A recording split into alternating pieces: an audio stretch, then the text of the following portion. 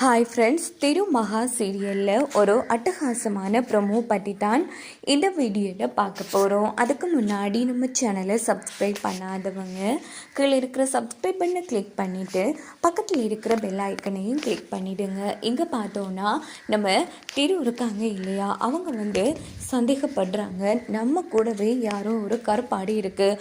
அதான் திட்டம் போட்டு ஆரம்பத்துலேருந்து இப்போ வரைக்கும் நிறைய பிரச்சனைகள் நடக்குது. ஆனால் அது யாருன்னு தான் தெரியல. கூடிய சீக்கிரமே திருவிழா முடிகிறதுக்குள்ள கண்டுபிடிக்கணுங்கிற மாதிரி திரு அந்த இடத்துல யோசிக்கிறாங்க.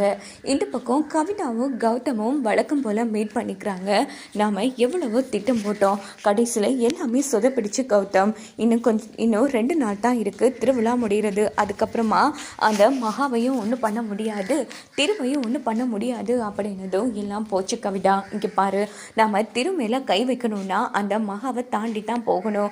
அந்த மகா தான் நமக்கு மிகப்பெரிய இடைஞ்சலாக இருக்கா. அவ கதையை முடிக்கலான்னு பார்த்தா கடைசியில் எல்லாமே சொதப்பிடிச்சு எனக்கு வெறுப்பாக இருக்குது அப்படின்னு கௌதம் டென்ஷன் ஆகி கத்திட்டு இருக்காங்க. இல்லை, நம்ம முயற்சியை கைவிடக்கூடாது கௌதம்.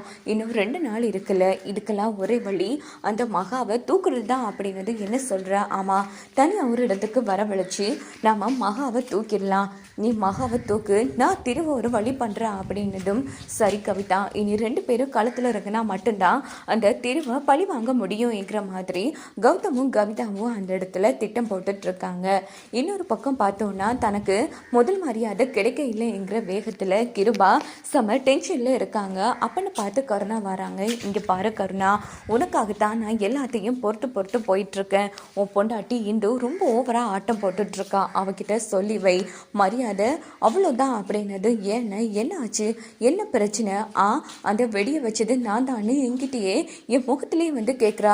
அதுக்கு என்ன உன் பொண்டாட்டியை தலையிலே தூக்கி வச்சு கொண்டாடிய சொல்கிறியா அப்படின்னது. என்னென்ன சொல்கிற? இந்து அப்படி பேசினாலாம். ஆமாம், இங்கே பாரு, இப்படியே பொறுத்துட்டு போக மாட்டேன் கருணா, உனக்காகத்தான் நான் பொறுத்து போயிட்டுருக்கேன். இல்லை அவ்வளோதான் அப்படின்னதும். இல்லைன்னு இனி இந்து அப்படிலாம் உங்ககிட்ட பேச மாட்டா, நான் பேசி புரிய வைக்கிறேன் அப்படின்னுட்டு கருணா நேராக இந்துக்கிட்ட ஏன் அண்ணக்கிட்ட அப்படி பேசினா அப்படின்னு கேட்குறாங்க. நான் என்ன பேசினேன்? இங்கே பாரு, வெடி வச்சது அண்ணன் தான் அவர்கிட்டயே போய் கேட்டிருக்கா, அறிவு இருக்கா? என் அண்ணன் ஒன்றும் அவ்வளோ கொடூரமானவர் இல்லை அப்படின்னதும் இந்து சிரிக்கிறாங்க. இங்கே பாரு கருணா, இத்தனை வருஷமா உன் அண்ணன் கூட இருக்க, அவரோட புத்தி உனக்கு தெரியாமல் இருக்கலாம், ஆனால் எனக்கு அவர் யாருன்னு ஆணிருந்து எல்லா பேர் வரைக்கும் தெரியும். இங்கே பாரு, இப்போவும் சொல்கிறேன், உன் அண்ணனை போல ஒரு கொடூரமானவன் இந்த உலகத்தில் யாருமே இல்லை அப்படின்னதும் உடனே கருணா இந்துவா அடிக்க கையங்குறாங்க. என்ன அடிக்க கையங்குற? அடிக்கருணா, நீ என்ன அடித்தாலும் சரி கொன்னாலும் சரி, நான் இப்போவும் சொல்கிறேன், இந்த 20 வருஷத்துக்கு முன்னாடி இந்த கோவிலில் ஒருத்தங்க இல்லாமல் போனாங்க இல்லையா, அதுக்கு காரணம் முழுக்க உன் அண்ணன் ஒருத்தன் தான். இப்போ கூட வெடி வச்சு எங்கள் 3 பேர் கதையை முடிக்க பார்த்தது உங்கள் அண்ணன் தான்.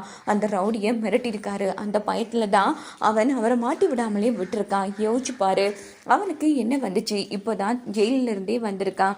தொழில் இல்லை, பணம் இல்லை, உன் அண்ணன் காசு கொடுக்குறதா சொன்னதால தான் இப்படி ஒரு வேலையை பார்த்துருக்கான். நீ நம்புனா நம்பு, ஆனால் இப்போவும் சொல்கிறேன், கடைசி ஒரு நாள் இல்லை ஒரு நாள் உனக்கு புரியும். அப்போ நீ ரொம்ப வருத்தப்பட்டு நிற்பேன் அப்படின்னுட்டு இன்று அங்கேருந்து போனதும் இவ சொல்கிறத நம்பவும் முடியலை, நம்பாமல் இருக்கவும் முடியலை. இருந்தாலும் அண்ணன் மட்டும் இல்லைன்னா இன்னைக்கு நான் உயிரோடவே இருந்திருக்க மாட்டேன். அந்த நன்றி கடனுக்காக யார் என்ன சொன்னாலும் சரி என்றோ நான் என் அண்ணனை நம்ப மாட்டேன், அவர் ரொம்ப நல்லவர் அப்படின்னு கருணா அந்த இடத்துல யோசிக்கிறாங்க. இந்த பக்கம் பார்த்தோம்னா நம்ம கௌதம் என்ன பண்ணுறாங்கன்னா திருமாதிரி குரலை மாற்றி நேராக மகாவுக்கு ஃபோன் அடிக்கிறாங்க. மகா, உனக்கு கூட கொஞ்சம் பேசணும், வரியா அப்படின்னதும் சரின்னு சொல்லிட்டு மகா என்ன பண்ணுறாங்கன்னா நம்ம திரு தான் ஃபோன் பண்ணியிருக்காங்க அப்படின்னுட்டு அந்த காட்டு வழி பக்கம் போகிறாங்க. பார்த்தா கௌதமும் கொஞ்சம் ஆட்களும் மாஸ்க் போட்டுட்டு மகாவை கடத்திடுறாங்க. யாரா நீங்கள், விடுங்க அப்படின்னு மகா தவிச்சிட்ருக்காங்க. இந்த பக்கம் பார்த்தோன்னா திவ்யா மகாவை காணுமே அப்படின்னு தேடிட்டு நேராக திருக்கிட்ட வராங்க. திரு, மகாவை ரொம்ப நேரமாக காணோம், அவள் சாப்பிடவும் இல்லை. ஆமாம், மகாவை பார்த்தியா அப்படின்னதும் இல்லையே திவ்யா, அவள் எப்போவும் உன் கூட தானே இருப்பா, எங்கே போனா எங்கே தான் இருப்பா, ஃபோன் பண்ணி பாரு அப்படின்னதும் மகா ஃபோன் ஒர்க் பண்ணுது, ஆனால் ஃபோன் எடுக்கிற மாதிரி இல்லை. ஸோ நம்ம மகாவை கடத்தின அந்த காட்டுக்குள்ளே தான் ஃபோன் ரிங் ஆகிட்டுருக்கு. இன்னொரு பக்கம் திவ்யா பயப்படுறாங்க. இங்கே பாரு, மகா வெள்ளந்தியான பொண்ணு, ஏற்கனவே இந்த ஊருக்கு வந்ததுலேருந்து நிறைய பேர் மறைமுகமாக நம்மளை தாக்க வந்து முயற்சி பண்ணிட்டு இருக்காங்க. அப்படி இருக்கும்போது மகாவையும் காணும் திரு. எனக்கு என்னமோ தப்பாக நடக்குதோன்னு தோணுது அப்படின்னதும், என்ன சொல்கிற திவ்யா? ஆமாம், ஃபஸ்ட்டு தேடி பார்க்கலாம் வா அப்படின்னுட்டு கோவில் முழுக்க தேடி பார்த்துடுறாங்க. எங்கே தேடியுமே மகாவை வந்து காணும். உடனே பார்த்தோன்னா நம்ம கருணாவுக்கு ஃபோன் அடிக்கிறாங்க திரு. இங்கே பாரு, இந்த ஊரில் இருக்கிற எல்லா அரவாசும் உனக்கு தான் தெரியும் கருணா. நாங்கள் மகாவை தேடி பார்த்தோம், எங்கே தேடியும் மகாவை காணும் அப்படின்னதும், கவலைப்படாதீங்க ஃப்ரெண்ட், கண்டிப்பாக நான் உங்களுக்கு ஹெல்ப் பண்ணுறேன். என்ன நடந்திருக்கும், வாங்க நம்ம போய் தேடி பார்க்கலாம் அப்படின்னுட்டு காடு இருந்து எல்லா இடமும் திருவும் கருணாவும் மகாவை தேடிட்டு இருக்காங்க. ஸோ கண்டிப்பாக பார்த்தோன்னா கௌதம் மகாவை வந்து கடத்துறதுக்கு அநேகமான வாய்ப்புகள் தான் இருக்குது. வாங்க